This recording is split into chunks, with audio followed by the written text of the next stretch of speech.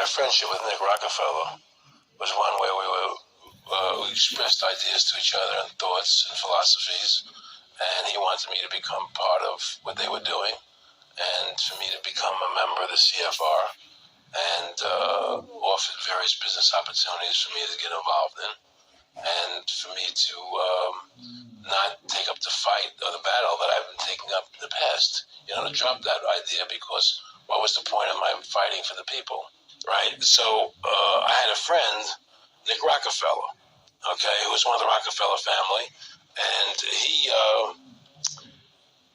when I was running for governor in Nevada, he came to me, introduced himself to me through an attorney, and we became friends. We started talking about things, and I learned an awful lot from Mr. Rockefeller. And one of the things that we used to talk about was the ultimate plan of the banking industry, what they wanted to accomplish. And the goals of the banking industry, not just the Federal Reserve System, but the private banks in Germany and England, all over Italy, all over the world, they all work together. They're all central banks, and they're all part of the Communist Manifesto. Central banking is one of the major planks of the Communist Manifesto. We talk about America being a capitalistic country, but yet at the same time we have a central bank that plans everything for us, right? And the graduated income tax is another plank of the Communist Manifesto, right? So right there you have two major planks of the Communist Manifesto that have been brought in because of the Federal Reserve System, okay?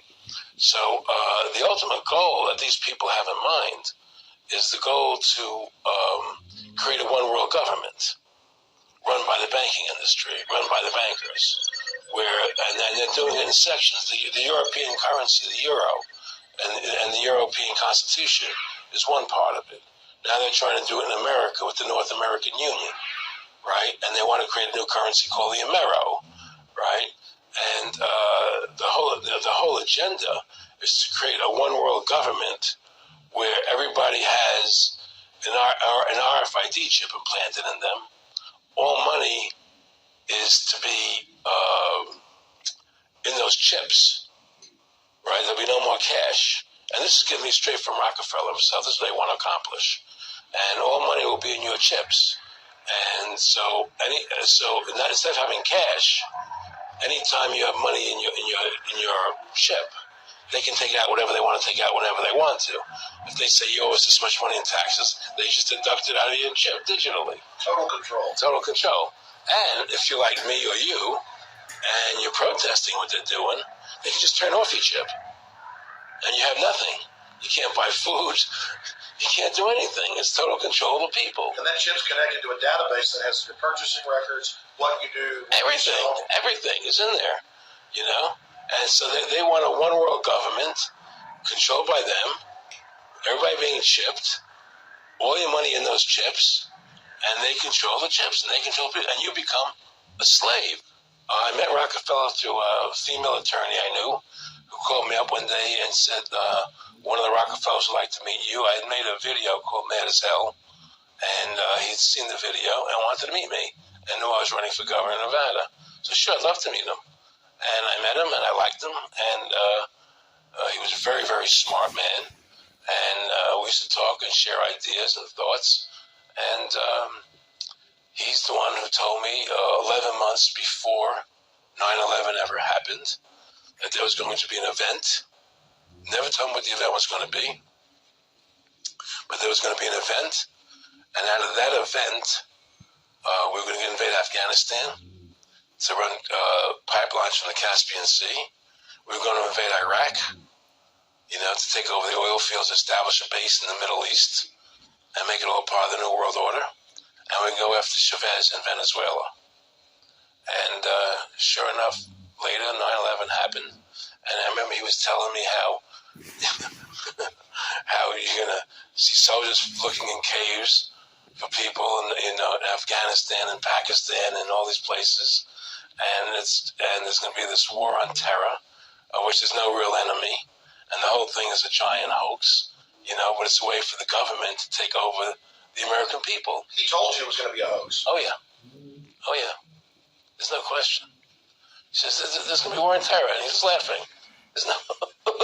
Who are we fighting? I mean, why do you think 9/11 happened, and then nothing's happened since then? Do you think that our security is so great here that these people who pulled off 9/11, who were able to can't knock down another plane? Come on, it's ridiculous. 9/11 was done by people in our own government and our own banking system to perpetuate the fear of the American people into subordinating themselves to anything the government wants them to do. That's what it's about, and to create this war, this endless war on terror. And that's why and that was the first lie. And the next lie was going into Iraq, an endless war on terror without any real enemy. That you can never define a winner. There's no one to beat, so it goes on and on forever. And they can do whatever they want. They scare the hell out of the American public. Look, this whole war on terror is a fraud. I say to them, what's the point of all this? You have all the money in the world you need. You have all the power you need. What's the point? What's the end goal? And he said the end goal is to get everybody chipped, to control the whole society, to have the bankers, the elite people, the bankers and some government controlling the world. And I said, do all the people in the Council on Foreign Relations believe this way you do? He said, no. Most of them believe they're doing the right thing. A lot of them believe it's better off being socialistic. We have to convince people that socialism is really capitalism. Well, one of the things they told me was that we were late at the house one night, and we were talking, and he started laughing. He said, Aaron, what do you think women's liberation was about?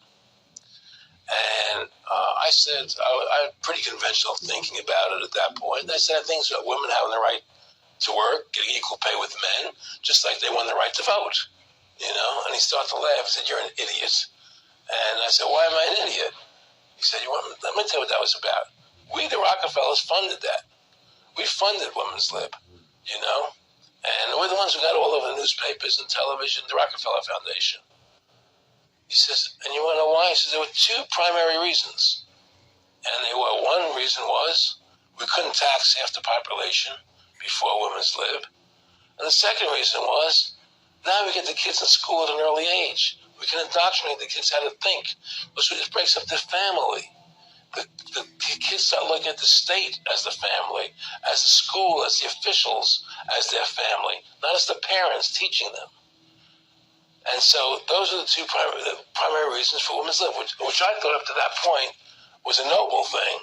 When I saw their intentions behind it, where they were coming from when they created it, the thought of it, I saw the evil behind what I thought was a noble adventure.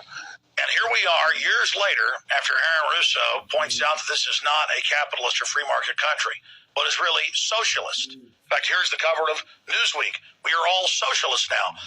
But this isn't the socialism the public thinks it is, where the government robs from the rich to give to the poor. Actually, it's always the big banks, the elites throughout history that fund socialism. They want to use the middle class's money to basically domesticate the working class and expand the size of government so they can basically, in the end game, eradicate the middle class and have a giant submass of uneducated slaves who have no chance of ever rebelling against the tyranny, and a tiny elite in control of it all. And that is the very nature of this New World Order system. They are using big government to strangle competition, to take control of the people, to break up the family, to basically set up a global plantation or neo-feudalist state. So, Shalom, Akima Akwath, and Kal Halayim, Yahawah, Shai, all praises. All honor, my glory, due unto Messiah, like my Savior. So, once again, don't fear man, don't get this democracy hip inside your body. Freedom shall their heart, while it's so on point in the mind. Proverbs 1 verse 7.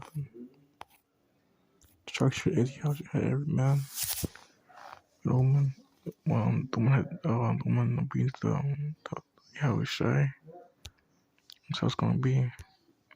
And on debates about what's gonna come past. This means that Proverbs and Tomorrow's perspective teachable. They're well to read Tomorrow's perspective they in one doctrine. Proverbs 1 verse 7 says the fear of just gain knowledge, but fools but wisdom and instruction. My son, hear the instruction of thy father, fearful of the mother, according to the Jews of the mother. For they should be an ornament of grace on thy head, and the chains about thy neck. My son has enticed thee, come with them. They say monthly for blood. I was like, probably for such cause. Let us assault them up alive is going to the pit, the grave, and the hole as well as the pit. In other words, when I give you the MRK, don't take that. We shall find all precious substance, if I was spoiled, cast and among the lot from us. Have one purse. My son walking on way of them, from the path, for unto evil. And he said, blood of the saints, no for like Israel. And prices as there's an order, Yahwashi had every man, woman, and children. Because that's the household order structure. So, 1 Corinthians 11, verse 3. But we know the head of every man is Masha, Yahwashi, anointing once again. The head wants the man. And Masha, Masha is Yahawah. The word faith in scripture is Hebrews 11, verse 1.